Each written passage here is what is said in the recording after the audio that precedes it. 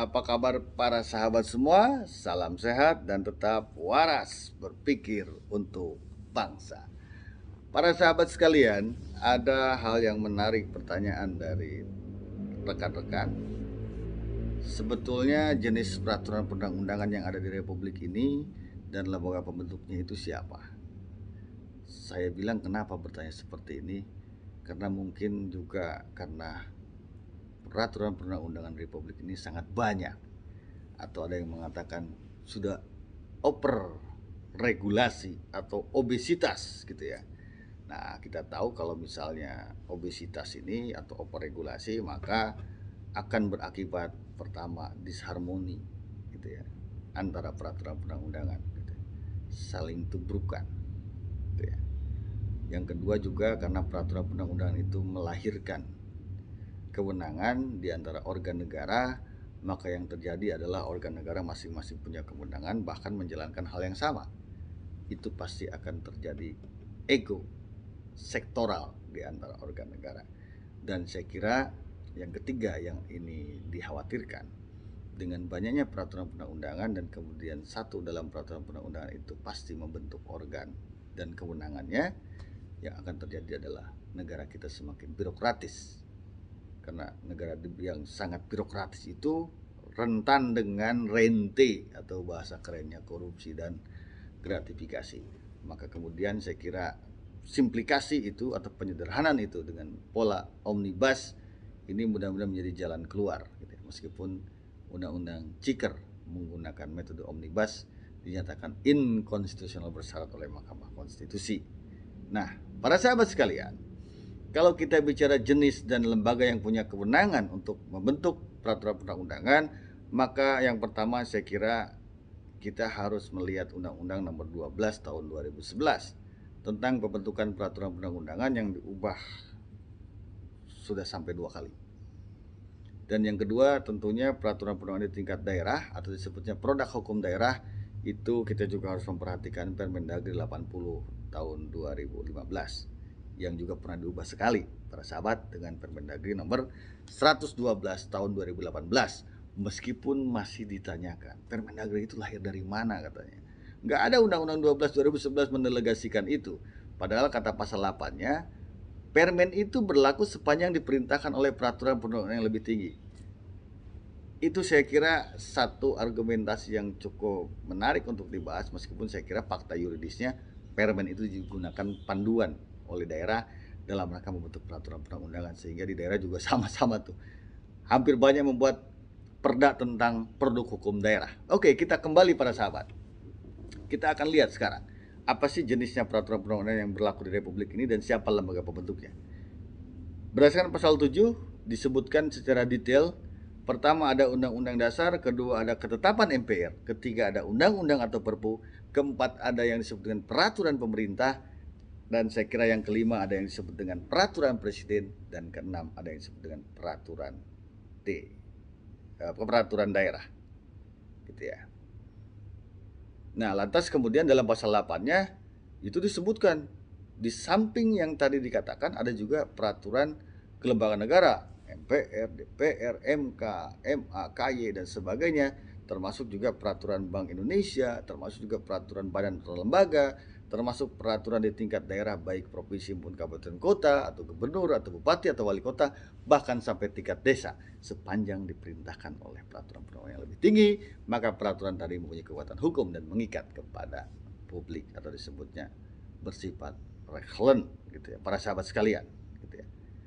Nah, masuk ke dalam Permendagri 80 2015 ada juga disebut dengan produk hukum daerah.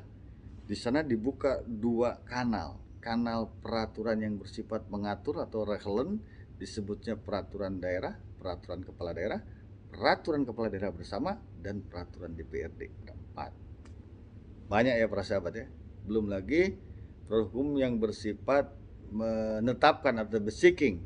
Ada keputusan kepala daerah, ada keputusan bersama kepala daerah, ada keputusan DPRD.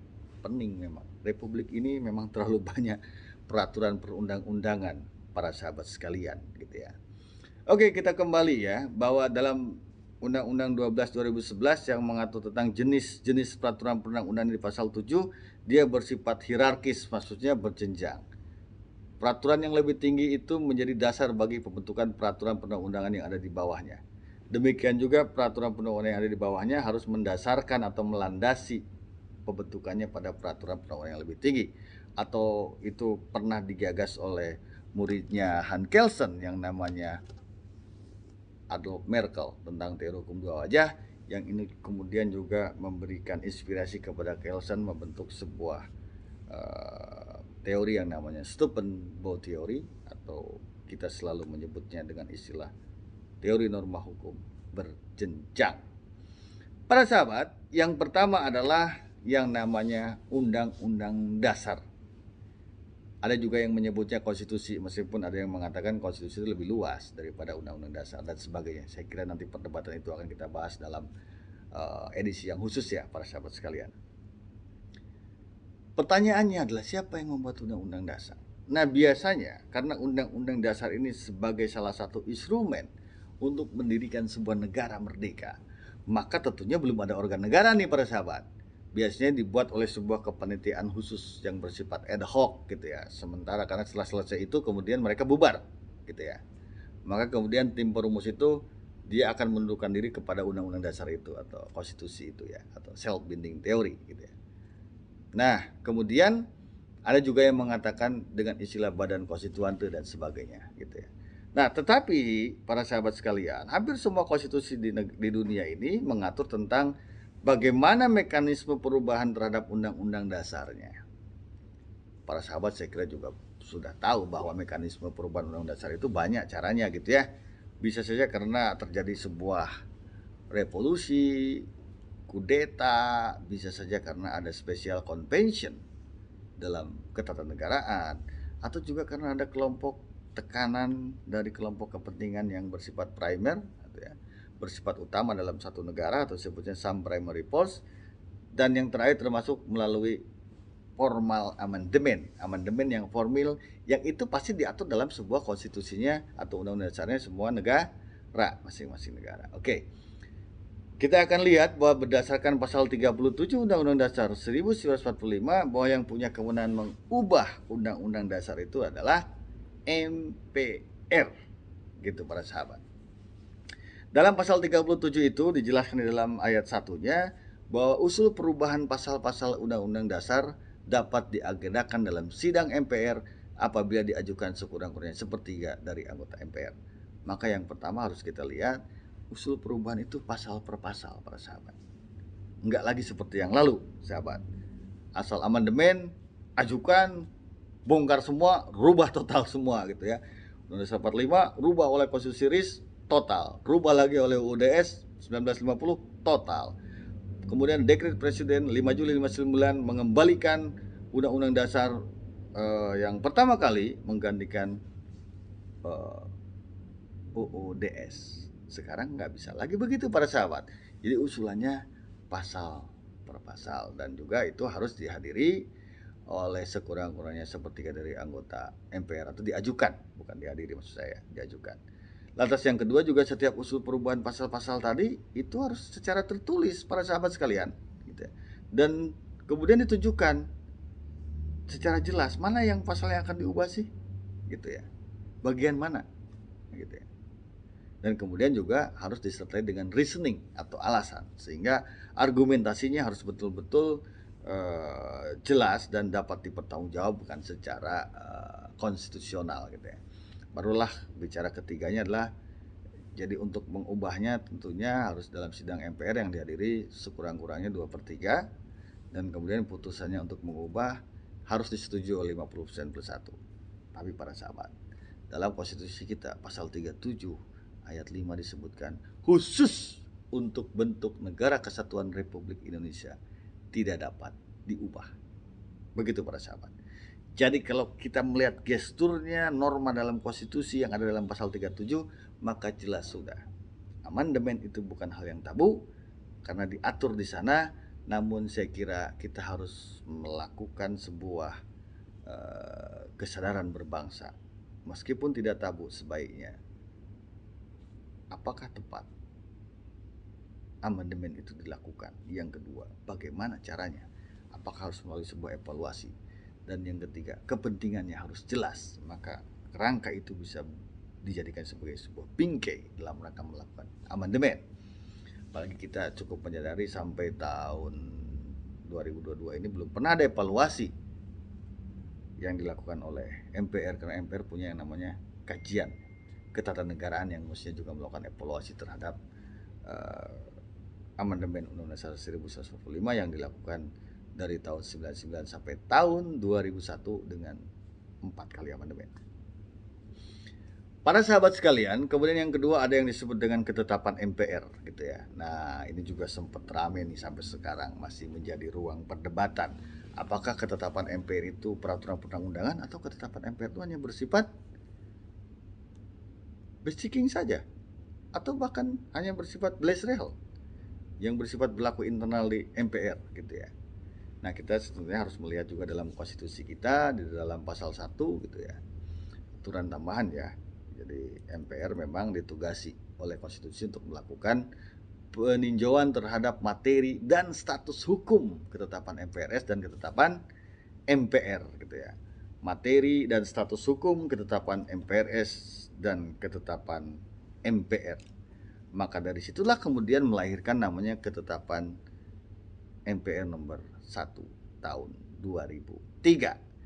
Di sanalah kemudian hasilnya peninjauan itu melahirkan beberapa catatan atau yang disebut dengan kriteria. Pertama, bahwa ketetapan MPRS dan ketetapan MPR itu secara tegas dinyatakan dicabut dan tidak berlaku. Itu banyak ya, nanti para sahabat bisa baca sendiri ketetapan MPR nomor 1 tahun 2003, karena kalau saya jelaskan pasti terlalu panjang para sahabat. Yang kedua, klasifikasinya adalah masih tetap berlaku dengan ketentuan-ketentuan tertentu, misalnya kayak ketetapan MPR tentang referendum di apa itu dulu Timur Leste ya. Kemudian ketetapan MPR tentang larangan partai komunis dan sebagainya, ada 3 ketetapan MPR. Kemudian yang klasifikasi yang ketiga adalah ada ketetapan MPR masih berlaku sampai terbentuknya pemerintahan hasil pemilu 2004. Lantas selanjutnya ketetapan MPR itu masih berlaku sampai terbentuknya undang-undang, misalnya yang sedang kita bahas nih, pembentukan peraturan perundang-undangan dulu diaturnya oleh TAP MPR nomor 3 tahun 2000. Kemudian hasil ini melahirkan Undang-Undang nomor 10 2004. Sehingga 10 2004 yang sekarang diganti oleh 12 2011 yang kemudian ada perubahan 2 kali, itu bukan mencabut TAP MPR nomor 3 tahun 2000, karena nggak boleh gitu ya. Menurut asas bahwa peraturan perundang-undangan itu hanya boleh dicabut, diubah dan diganti oleh peraturan perundang-undangan yang derajatnya sama atau derajatnya lebih tinggi gitu. Sehingga kalau kita memaknai bahwa TAP MPR nomor 3 tahun 2000 itu diubahnya oleh TAP MPR nomor 1 tahun 2003 tentang hierarki peraturan perundang-undangan. Oke para sahabat, dengan demikian sesungguhnya kalau kita melihat secara substantif di dalam Undang-Undang nomor 12 tahun 2011 pasal 7, maka ketetapan MPR ini sesungguhnya hanya bersifat moral obligation gitu ya. Yang pertama, karena disebutkan TAP MPR masih berlaku menunggu terbentuknya undang-undang gitu ya. Gitu ya. Kemudian juga ya ini menjadi salah satu catatan. Karena juga ada juga yang dinyatakan masih berlaku sampai dibentuknya tata tertib yang baru gitu ya. Dan bahkan disebutkan klasifikasi yang terakhir dalam TAP MPR nomor 1 tahun 2003 itu, bahwa TAP MPR itu tidak perlu lagi dilakukan tindakan hukum yang lebih gitu ya, atau tindakan hukum yang lebih lanjut gitu ya. Karena TAP MPR itu bersifat sekali selesai atau en makhluh gitu ya. Kemudian telah dicabut gitu ya, dan telah selesai dilaksanakan. Maka itulah yang kemudian saya katakan TAP MPR dalam formasi pasal 7 itu tentang hierarki itu hanya bersifat moral obligation. Tapi saya kira sah-sah aja ketika ada yang mengatakan masih berlaku mengikat umum dong. Kenapa? Karena kan disebutkan di dalam hierarki peraturan perundang-undangan di bawah konstitusi, di bawah undang-undang dasar. Tapi saya kira ketika TAP MPR itu hanya diletakkan sebagai moral obligation saja, karena memang fungsi dan kewenangan MPR sudah berubah begitu ya. Pasal 3 tidak lagi menetapkan GBHN, meskipun kemarin rame tuh mau didorong-dorong PPHN atau rebrandingnya atau dari GBHN gitu. Nah, kemudian juga sekarang MPR tidak lagi memilih presiden wakil presiden, tapi presiden dan wakil presiden dipilih langsung oleh rakyat gitu ya. Oke, para sahabat sekalian, jadi itu ada ruang yang bisa diperdebatkan terkait dengan kedudukan ketetapan MPR. Lantas yang selanjutnya urutan ketiga begitu ya. Ada yang namanya undang-undang atau Perpu. Nah, kalau kita lihat undang-undang memang konstitusi kita mengatur banyak pasal. Pasal 5 ayat 1 misalnya presiden mengajukan RUU kepada DPR gitu ya. Kemudian pasal 20 menjelaskan tentang DPR sebagai pemegang kekuasaan membentuk undang-undang, maka kemudian DPR kita sekarang lazim disebut legislatif. Karena legislatif itu terminologi yang diambil dari legislatur yang maknanya adalah lembaga pembentuk undang-undang yang biasanya lazim dalam sistem pemerintahan presidensil. Bahkan juga dalam pasal 20 dibuat skema bagaimana cara membahas bersama dengan presiden, lantas harus mendapatkan persetujuan bersama dengan presiden. Kalau kemudian setelah persetujuan itu maka presiden akan menetapkan menjadi undang-undang gitu ya, atau mengesahkan gitu ya. Kecuali kalau tidak disahkan 30 hari maka dia mutatis berlaku menjadi undang begitu. Maka seknek dipaksa oleh konstitusi harus menandatangani dalam lembaran berita negara, maka berlakulah undang-undang itu gitu ya. Lantas kemudian juga pasal 20A ayat 1 gitu ya, yang mengatakan bahwa DPR salah satu fungsinya adalah fungsi legislasi gitu ya, atau membentuk undang-undang.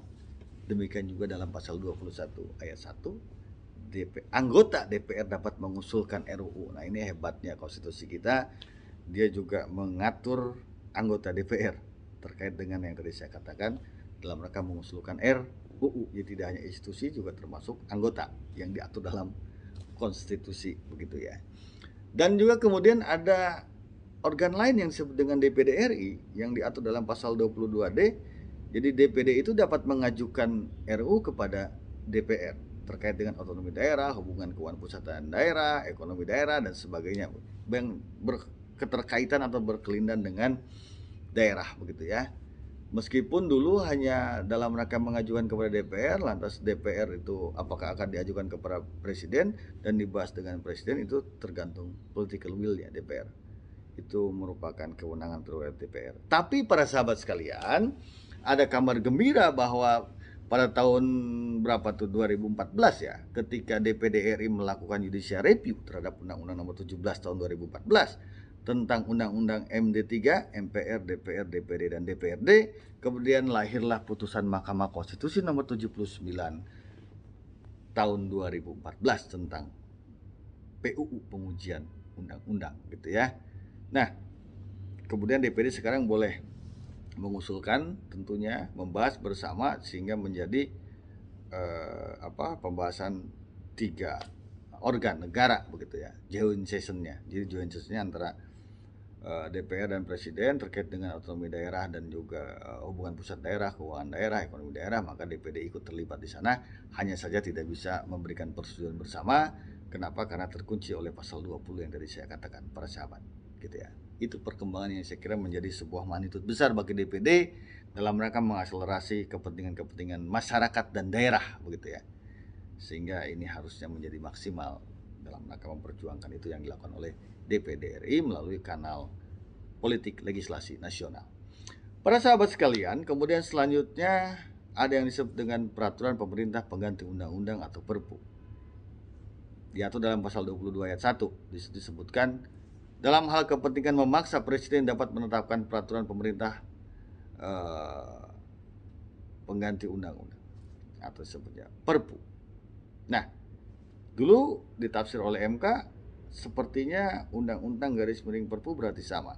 Maka MK bisa menguji Perpu, padahal konstitusi bilang menguji undang-undang terhadap undang-undang dasar. Imperatif pasal itu tegas, pasal 24C ayat 1. Tapi MK karena sebagai guardian of constitution, penjaga dan pengawal konstitusi, bahkan juga bisa menafsir konstitusi, maka MK menafsirnya secara horizontal ya, ke sampingnya. Sehingga MK bisa menguji Perpu meskipun putusannya berkali-kali selalu mengatakan bahwa pemohon kehilangan objek. Karena memang sesungguhnya nanti akan saya jelaskan, Perpu ini dia harus dievaluasi oleh DPR, dan kemudian kalau misalnya kata DPR itu bertentangan dengan konstitusi dan kepentingan masyarakat, maka Perpu ini harus segera dicabut DPR akan memerintahkan kepada Presiden untuk mengajukan rancangan undang-undang tentang pencabutan Perpu menjadi undang-undang. Atau kalau misalnya dianggap tidak bertentangan, maka DPR akan meminta kepada Presiden, para sahabat, agar Presiden segera mengajukan rancangan undang-undang penetapan Perpu menjadi undang-undang, sehingga dia berubah wujud nanti. Maka selalu ketika Perpunya diajukan oleh pemohon, kemudian Perpunya tiba-tiba dievaluasi oleh DPR, dan DPR bilang tidak bertentangan, maka Perpu itu sudah berubah wujudnya menjadi undang-undang. Maka Perpu yang diajukan ini sudah tidak ada, sehingga kehilangan objek pemohonnya. Para sahabat sekalian, sebetulnya ada beberapa hal yang cukup penting, ada perbedaan antara undang-undang dan Perpu. Yang pertama bisa dilihat dari lembaga pembentuknya, para sahabat. Kalau undang-undang, lembaga pembentuknya adalah joint session, Presiden dan DPR, tambah juga DPD terkait dengan otonomi daerah, keuangan daerah, hubungan pusat daerah, pemekaran, penggabungan, dan sebagainya. Sementara kalau Perpu itu menjadi hak prerogatifnya Presiden dalam rangka mengantisipasi kepentingan yang memaksa atau keadaan darurat, juga selalu dijadikan sebagai sebuah argue atau argumentasi. Perbedaan yang kedua, para sahabat, masa berlakunya. Kalau undang-undang itu tidak ada masa berlakunya sepanjang tidak dicabut, sepanjang tidak diubah, dan sepanjang tidak diganti oleh lembaga pembentuknya, maka dia tetap berlaku, mengikat kepada seluruh warga negara. Tapi kalau Perpu masa berlakunya bersifat sementara, yaitu maksudnya sementara lah 1 kali masa sidang DPR. Berarti kan 3 bulan tuh ya DPR bersidang, kemudian reses selanjutnya kan, maka itu harus segera dilakukan pengujian melalui apa yang disebut dengan istilah, ada yang mengatakan politika review, ada juga mengatakan disebutnya legislative review, gitu ya. Perbedaan yang ketiga kemudian, para sahabat, masa pembentukannya. Kalau undang-undang dibentuk dalam keadaan yang biasa-biasa saja, normal, bisa melalui skema prolegnas dalam skala 1 tahun atau disebut skala prioritas, gitu ya. Ya normal aja dibahasnya, juga dalam 1 masa sidang bisa tambah, bisa lebih, jadi dalam 1 tahun sidang, atau bahkan bisa puluhan tahun. Seperti di Republik ini, para sahabat, misalnya KUHP belum beres-beres ya. Nah, ini yang saya kira PR besar bagi Republik ini. Tetapi kalau Perpu sebetulnya dia terbatas, gitu ya. Berlakunya hanya dalam 1 kali masa reses ya, 3 bulan lah, paling nggak 4 bulan begitu ya, sampai proses pengujian yang dilakukan oleh DPR ya. Kemudian yang keempat, sesungguhnya lembaga pengujinya. Kalau undang-undang jelas, tegas, imperatif dalam pasal 24C ayat 1, itu menjadi kewenangannya Mahkamah Konstitusi. MK menguji undang-undang terhadap undang-undang dasar. Nah, kalau Perpu yang menguji adalah DPR melalui kanal legislative review atau political review. Karena Tutsing Reh itu kan tidak hanya judicial review, ada juga yang disebut dengan political review atau legislative review. Bahkan juga ada administrative review yang dulu juga berlaku di Republik ini ya, yang terakhir diatur dalam Undang-Undang 23 2014 gitu ya, tentang pemerintahan daerah. Presiden dapat melakukan pembatalan terhadap perda provinsi yang didelegasikan kewenangan kepada Mendagri, gitu ya. Mendagri dapat membatalkan perda kabupaten kota yang didelegasikan kepada gubernur sebagai wakil pemerintah pusat, karena gubernur itu ambigu, melaksanakan otonomi daerah dan sebagai wakil dari pemerintah pusat, para sahabat. Tapi kemudian kewenangan administrative review terhadap presiden dan terhadap Mendagri itu dibatalkan oleh MK, karena menurut putusan MK yang punya kewenangan menguji itu adalah MK menguji undang-undang terhadap Undang-Undang Dasar 24C ayat 1, dan MA menguji peraturan perundang-undangan di bawah undang-undang yang diatur dalam pasal 24A. Demikian, para sahabat, gitu ya. Kalau kita bicara tentang Perpu. Yang selanjutnya ada yang disebut dengan peraturan pemerintah. Formulasi norma dalam pasal 5 ayat 2 konstitusi kita mengatakan bahwa Presiden menetapkan peraturan pemerintah untuk menjalankan undang-undang sebagaimana mestinya. Maka mestinya peraturan pemerintah itu lahir karena ada delegasi atau perintah dari peraturan perundang-undangan yang lebih tinggi, gitu ya. Ya, kalau tanpa perintah ya menjadi unlegitimate secara yuridis, gitu ya. Artinya misalnya ada peraturan lebih lanjut diatur dengan peraturan pemerintah, atau peraturan lebih lanjut diatur dalam peraturan pemerintah. Hanya berbeda istilah dengan dan dalam. Kalau menggunakan delegasi dengan, berarti masing-masing itu materinya diatur dalam peraturan pemerintah. Tapi kalau menggunakan istilah dalam, maka sesungguhnya bisa digabungkan materi-materi yang diperintahkan dalam peraturan perundang-undangan untuk diatur lebih lanjut dalam sebuah peraturan, gitu ya. Lantas selanjutnya kemudian ada yang disebut dengan Perpres atau peraturan presiden, pasal 4 ayat 1 katanya. Memang kalau secara gramatikal gitu ya, atau nomenklatur, kita tidak pernah menemukan istilah peraturan presiden dalam konstitusi kita. Mau jungkir balik baca konstitusi kita nggak akan pernah ketemu. Karena sebetulnya peraturan presiden itu lahir dari tafsir pasal 4 ayat 1. Presiden memegang kekuasaan pemerintahan yang maknanya adalah mengatur dan menjalankan. Dalam rangka mengatur maka presiden dapat membuat peraturan. Nah, namanya adalah Perpres. Tetapi para sahabat berbeda dengan PP atau peraturan pemerintah. Dia dasarnya delegasi, dia bisa mengatur apa saja sepanjang didelegasikan oleh undang-undang. Tapi kalau Perpres dia hanya mengatur tentang administrasi, pelaksanaan administrasi dan penatausahaan serta keuangan. Karena ini ada di wilayah pemerintahan. Kita tahu semua pemerintahan punya dua fungsi utama, fungsi administrasi, pemerintahan, dan fungsi keuangan. Makanya skema RAPBN selalu diusulkan oleh pemerintah, demikian juga kalau di daerah. Skema RAPBD selalu diusulkan oleh kepala daerah. Tidak akan pernah diatur atau diusulkan oleh DPRD. Di pusat juga RAPBN, rancangan undang-undang APBN, nggak mungkin diusulkan oleh DPR karena fungsi utamanya melekat kepada eksekutif. Para sahabat sekalian, kemudian juga ada perda yang terakhir gitu ya. Perda ini adalah di sana disebutkan perda dan peraturan lainnya dalam rangka otonomi dan tugas pembantuan gitu ya. Karena memang ini sesungguhnya diatur dalam konstitusi kita pasal 18 ayat 6 gitu ya. Nah, itu kalau perda tentunya menjadi kewenangannya DPRD sebagai lembaga pembentuknya, dan yang mengusulkan bisa DPRD, bisa juga kepala daerah. Ada dua organ gitu ya. Jadi joint session DPRD dengan kepala daerah bersama-sama membahas, kemudian ditetapkan, disetujui bersama, dan kemudian ditetapkan oleh kepala daerah. Ya kalau misalnya dua-duanya mengajukan usulan yang sama dalam satu masa sidang, maka yang akan dibahas yang dari DPRD. Demikian juga RUU yang akan dibahas dari DPR, yang dari eksekutif hanya menjadi bahan persandingan gitu ya. Nah, kalau misalnya tiba-tiba pengajuan RUU atau rapordanya dalam satu masa sidang kemudian tidak dapat diterima, gitu ya, tidak dapat dibahas, maka tidak boleh diajukan dalam masa sidang yang sama, begitu ya para sahabat ya. Nah, itu jenis, dan kemudian juga sama terkait dengan masalah lembaga yang punya kewenangan menetapkan atau membuat peraturan perundang-undangan dari mulai undang-undang dasar sampai peraturan daerah. Tadi juga saya katakan peraturan kelembagaan negara, MPR, DPR, DPD, KY, MA, MK, dan lembaga lain non pemerintahan, termasuk juga badan, termasuk juga Bank Indonesia, gitu ya, termasuk juga gubernur, bupati, wali kota, bahkan sampai desa itu juga diberikan kewenangan membuat peraturan perundang-undangan. Kalau tingkat desa namanya perdes, begitu ya. Meskipun itu kalau mempunyai kekuatan hukum mengikat apabila diperintahkan oleh peraturan perundang-undangan yang lebih tinggi. Bahkan tadi juga saya katakan dalam peraturan hukum daerah tidak hanya perda, termasuk peraturan kepala daerah dan peraturan kepala daerah bersama serta peraturan DPRD. Jadi peraturan tatip DPRD itu sekarang peraturan perundang-undangan. Jadi dia harus masuk ke dalam berita daerah. Kalau nggak masuk ke dalam berita daerah, gitu ya, ya itu bisa berimplikasi kepada tidak punya legal standing dan tidak bisa mempunyai kekuatan hukum untuk dipergunakan oleh DPRD dalam rangka melaksanakan fungsi, wewenang, dan tugasnya.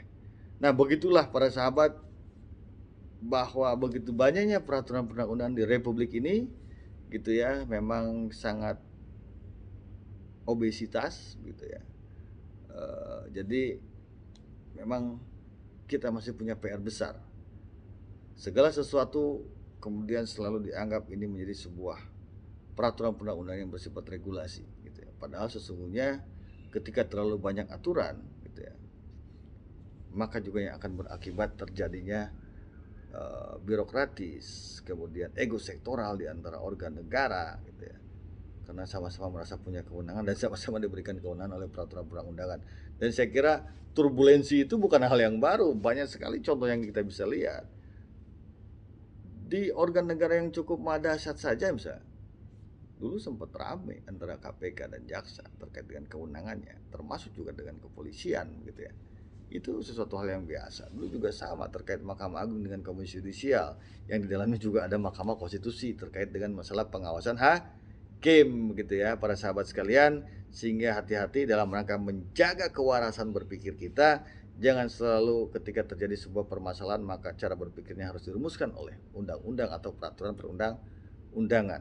Karena sesungguhnya peraturan perundang-undangan ini sebagai sebuah efek dalam rangka memberikan pelindungan terhadap rakyat, tapi juga bisa berakibat kepada kejahatan yang luar biasa.